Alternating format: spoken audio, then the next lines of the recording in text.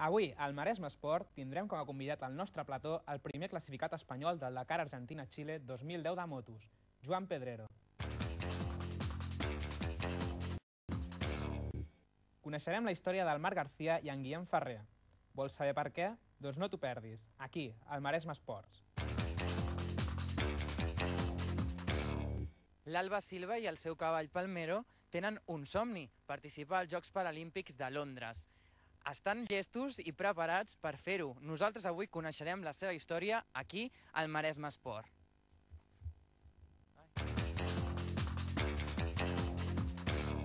Doncs aquesta i moltes altres sorpreses és les que us hem preparat per avui, però sens dubte no us heu d'oblidar de veure el reportatge de l'Alba Silva, una noia tetraplègica que té una història sens dubte fascinant. Això serà d'aquí uns minuts, aquí al Maresme Esport. Abans, però, anem a conèixer unes altres històries. Anem a conèixer dos protagonistes més.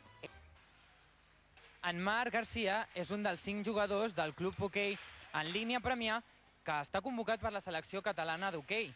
Avui disputen un partit de preselecció. És el seu somni i anem a conèixer-lo. Bueno, doncs a la bossa portem patins, portem les espinilleres, els pantalons protectors, les colzeres, casco i els guants. Són imprescindibles, no? Tot és imprescindible. És un esport dur i et pots fer mal. M'he trencat el braç un cop i poc més. Bueno, els guants és important que siguin gruixuts i que puguis moure bé la mà per agafar l'estic. I no sé.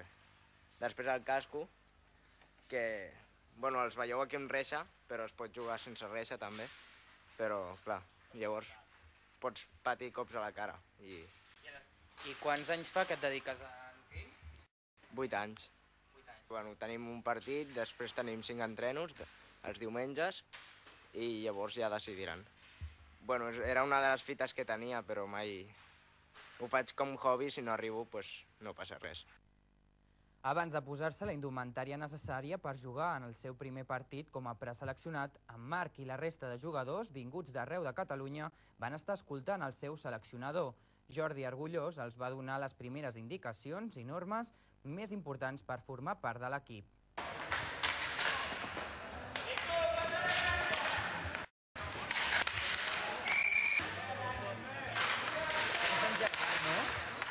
Sí. En què consisteixen els entrenaments? Doncs ara és una preselecció, tenim que mirar com està cada xaval a nivell individual, la seva estratègia a l'hora de club. Llavors, a l'hora de selecció tenim que treballar-la, però amb més temps. Avui és el primer dia, veure com estan els xavals, l'actitud que tenen a la pista, etc. Però no hi ha res preparat ara a nivell col·lectiu.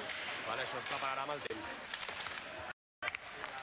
Presa de contacte amb els xavals, i el que tenim que fer és, a nivell individual, mirar com està cadascun. El passat dia 10 de febrer es va donar el tret de sortida a la pista de Premià de Mar la formació de l'equip de la selecció catalana d'hoquei en línia. Enguany està previst que les seleccions sènior masculina i femenina participin a la States Wars, competició reservada als Estats Units, en la que Catalunya participarà com a selecció convidada. Està molt disputat tot, hi ha molt de nivell aquí a Catalunya. Per sort per nosaltres, sabeu que aquí Catalunya és un país d'hoquei i la modalitat de hoquei en línia està creixent cada any. La prova també la tenim, que l'any passat vam participar en el millor torneig europeu que hi ha, a Txèquia, i vam quedar tercers, jugant contra equips finlandesos i equips suecs molt potents. Per tant, el nivell que hi ha a Catalunya és molt alt. Per això el repte aquest any és poder participar als Estats Units, amb el que ells anomenen batalla d'estats. Per tant, a Catalunya ens consideren també un estat.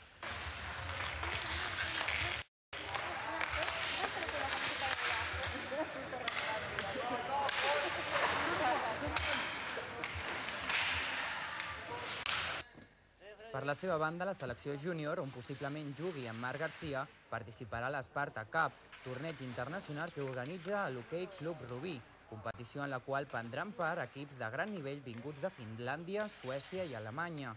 Guillem Ferrer és el porter del Club Hoquei en línia Premià, que també ha estat preseleccionat. Guillem, estàs preseleccionat, no? Sí. Com t'ho van dir? Doncs via equip I de part de la meva mare també està a la Junta, una mica.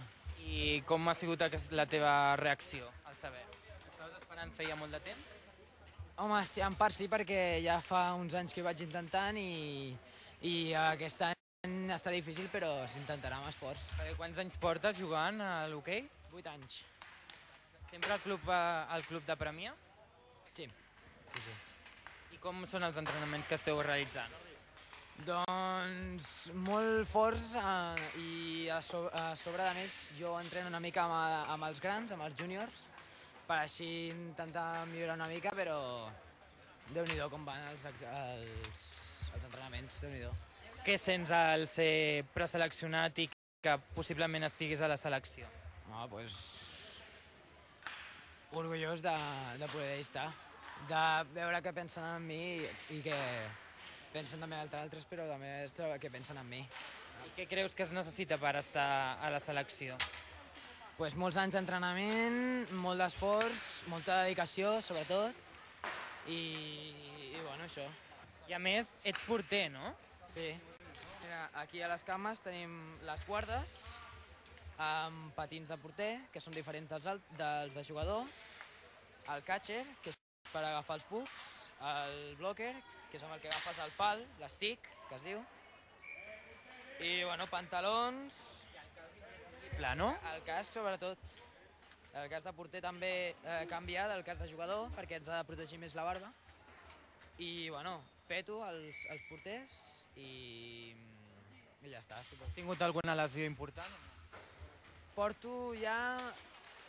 Fa 2 mesos vaig tenir trencaments no gaire importants, però porto una ratxa de lesions així petites i bueno, ara aprofito d'anar a poc, sense forçar molt per poder recuperar-me bé. Doncs molta sort, Guillem, moltes gràcies. El somni d'en Marc i en Guillem de jugar amb la selecció catalana d'hoquei en línia és cada vegada més a prop. Ara el que toca és esperar. Doncs aquesta era la història d'en Marc i en Guillem, ells dos que estan intentant participar a la selecció catalana d'hoquei en línia. Des de Canal Català Maresme i del Maresme Esports els desitgem moltíssima sort. El pilot català de 29 anys, Joan Pedrero, ha entrat a l'elit de la competició internacional de motor més important, el Rally Dakar 2010. Pedrero s'ha convertit en el millor pilot espanyol i en el millor pilot amateur de l'edició d'enguany del Dakar a l'aconseguir una 10a posició a la classificació final. El pilot català ja hi ha provat sort a l'edició del Dakar 2009, on va quedar en la posició número 42. Amb el resultat d'aquest any, Pedrero suma un altre bon resultat a la seva llarga trajectòria com a pilot d'enduro. Entre les seves fites destaquen la 18a posició en el Campionat del Món d'Enduro 2008 o la 3a posició en el Campionat d'Espanya d'Enduro 2009. Bon vespre, Joan Pedrero. Moltes gràcies per ser aquí a Canal Català Maresme. Ens agradaria saber, doncs, el Dakar 2010 és el segon que participes i el segon que finalitzes. És una fita, això ja consagrada, perquè Déu-n'hi-do, doncs, és una competició molt dura i no tots els pilots la finalitzen. Com ho valores, això?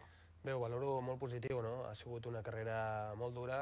El Dakar és el més dur que hi ha i bé, acabar 2 anys consecutius és molt important, sobretot per un pilot amateur que no tenim les ajudes que té un pilot oficial i la veritat que molt content. Això que estaves parlant, no tenies ajudes de cap marca oficial. Com et vas finançar per participar? Bé, els amics són els primers sponsors, comencen dels amics als familiars i, bueno, de boca en boca va passant tot i et van ajudant, bueno, el que poden, no? Llavors vaig començar a trobar sponsors, petits, però molts, i la veritat que gràcies a finalment això vam poder arribar allà. I Déu-n'hi-do fins a on has arribat, perquè has aconseguit ser el primer espanyol classificat al Dakar per davant de Marc Coma i a més el desè del Dakar Argentina-Xile d'aquest any. És a dir, que Déu-n'hi-do la fita. Això com ho veus, estar per davant de Marc Coma, un nom que ja porta molt